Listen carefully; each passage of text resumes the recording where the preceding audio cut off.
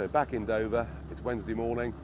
150 came in yesterday, 168 the day before. They're the ones they're catching. Bit of a new trend, a lot landing on beaches, people simply disappearing. We're told that already torches have been seen on French beaches about an hour and a half ago. So Border Force here will very soon, I think, be firing up. And interestingly, when I first started doing this, nobody was talking about it. There was no mainstream media coverage at all. Then they did for a couple of weeks start to cover it. And now, despite the fact that hundreds every week are coming, despite the fact that nearly 6,500 people have come so far this year, the media have stopped covering it. So my real intention today is to get people to understand. When I predicted up to 5,000 people would come this year, people said I was way over the top. We're mid-September, it's nearly 6,500.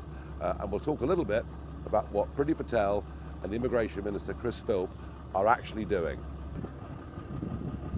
There's all dinghies over here.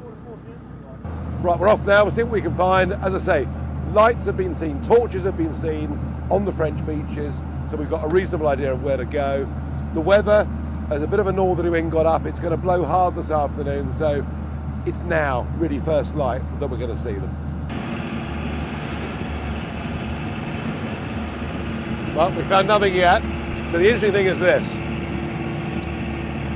At the moment, if somebody hasn't claimed asylum in another country, but they come here and claim asylum here, under EU rules, under the Dublin regulations, we're not allowed to send them back to France. By Act of Parliament, those laws disappear on the 1st of January. So we should have the ability to return people. But, and here's the problem, that means a negotiation with the French or a negotiation with the European Union. Immigration Minister Chris Philp keeps going to France, negotiating with the French, and at the moment, they're not playing ball. France, to be fair, has a much bigger problem with people claiming asylum than we do in terms of sheer numbers.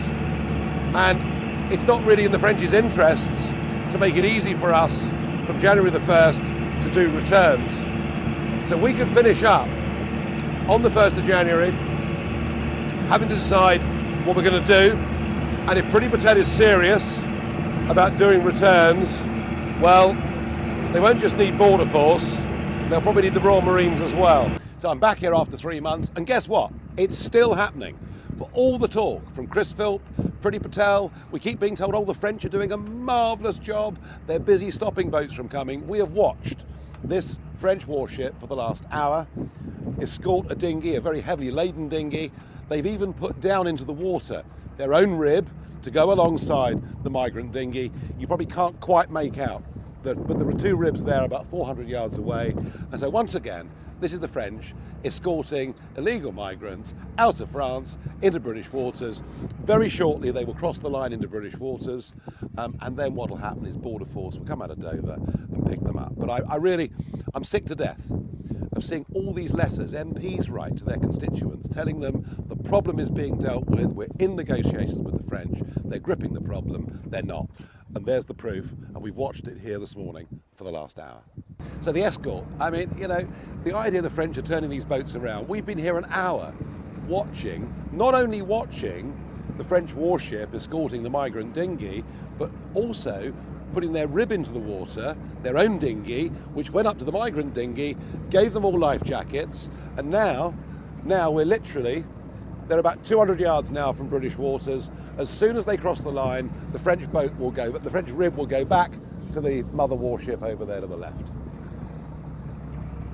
Okay, as predicted, the migrant boat is now just crossed the line into British waters, and you can see, going back at full speed to the mothership, there is the French rib.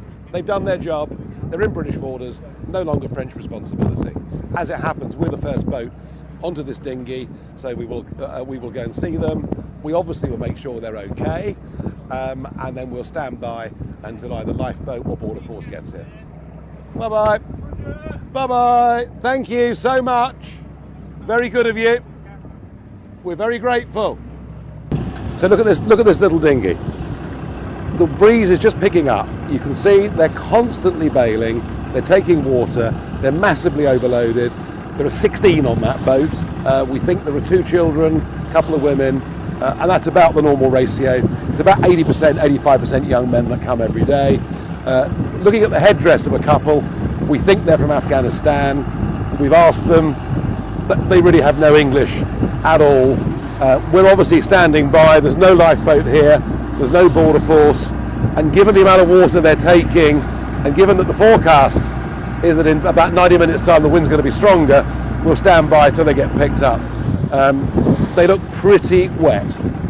You know, today not a great day for doing it. I suspect not that many boats will come today. Certainly in a couple of hours time this will be pretty much impossible for a boat like this. Here's the extraordinary thing. Before, I filmed handovers where the French escorted the boats over the line to be picked up by RNLI or by Border Force. But in this situation, we are the only boat in the vicinity. You can see the conditions, they're getting worse, the wind is getting up. What did the French do? The French put their rib into the water, they gave them all life jackets, they gave them water, and they just simply let them go. But here's the thing, no one on that boat has any navigational skills whatsoever. They haven't got a clue where the UK is. They can't steer. They've almost crashed into us a couple of times. And for the French, number one, to not take them back to France as they promised is wrong, but number two, they just dumped them. In every regard, the French today have behaved appallingly. So we're in the shipping lanes, as you can see how perilous this is. They're taking water, they're in trouble, big vessels bombing down. In fact, the skipper of this boat did ring the big ship to say, please divert course and go more slowly. It just is a miracle we've not had more tragedies out here in the Channel. Wind now, you can see the white horses on the water. It's now blowing a 4. It's forecast to be a 5 in about an hour's time or so. If lifeboat or water force don't get here, we might face a situation where these people dump for the French. And I haven't seen an RAF. I haven't seen a lifeboat. I haven't seen a water force. What I can see, Priti Patel has pretty much thrown the towel in as far as anything changing before the 1st of January. And for it to change beyond that is going to need real political will and support up to the level of the Prime Minister. It could be this goes on for years.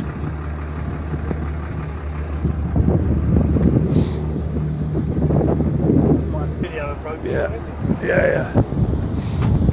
So this is Border Force, Hunter. They've got several of these vessels. I mean, they should be stopping gangs and drugs, and effectively they've become a taxi service, and one at very great cost.